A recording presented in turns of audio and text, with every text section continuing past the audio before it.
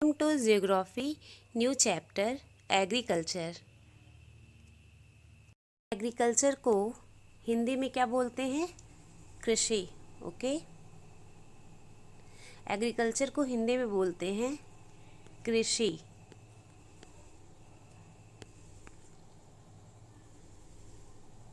तो टॉपिक को स्टार्ट करते हैं। ओके, हम सब डायरेक्टली इनडायरेक्टली क्या है, एग्रीकल्चर पे डिपेंड है। अगर कोई सिंगापुर रह रहा है, जैसे सिंगापुर में एग्रीकल्चर खेती नहीं किया जाता है, तो क्या वहाँ के लोग खाते नहीं होंगे? पूरे वर्ल्ड में सब लोग क्या है, एग्रीकल्चर पे टोटल डिपेंड है।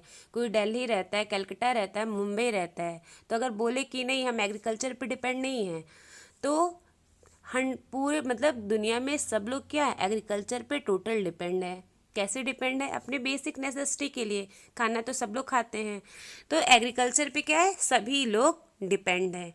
ओके, अब ब्रेड के लिए, टोस्ट के लिए चावल दाल सब खाते, तो ये सब चावल दाल ये सब कहाँ से आता है? सब कुछ एग्रीकल्चर से ही आता है। इंडिया को कहा भी जाता है कि भारत क्या है, एक कृषि प्रधान देश है।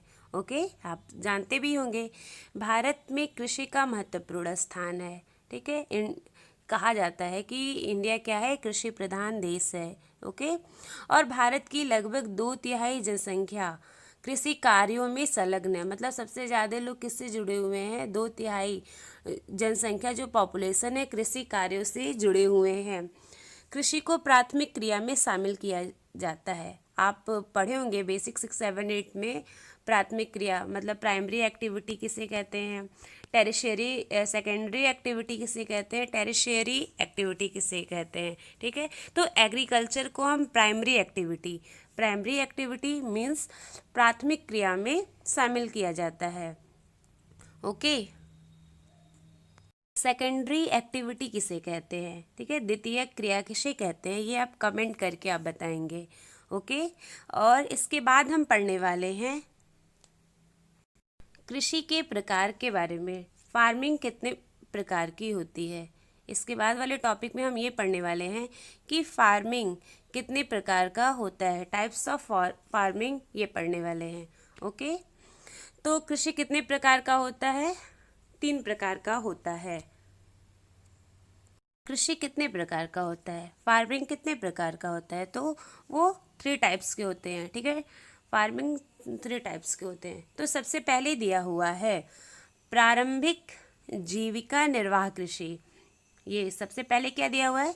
प्रारंभिक जीविका निर्वाह कृषि। इसे हम इंग्लिश में बोलते हैं प्रिमिटिव सबसिस्टेंस फार्मिंग। ओके, क्या बोलते हैं? Primitive subsistence farming. And next क्या है? नेक्स्ट क्या आता है? Intensive subsistence farming. ये किसे कहते हैं? इसको हिंदी में बोलते हैं, आप बुक में देख लीजिएगा, बुक में दिया हुआ है गहन जीविका कृषि। गहन जीविका कृषि को हम इंग्लिश में बोलते हैं इंटेंसिव सबसिस्टेंस फार्मिंग।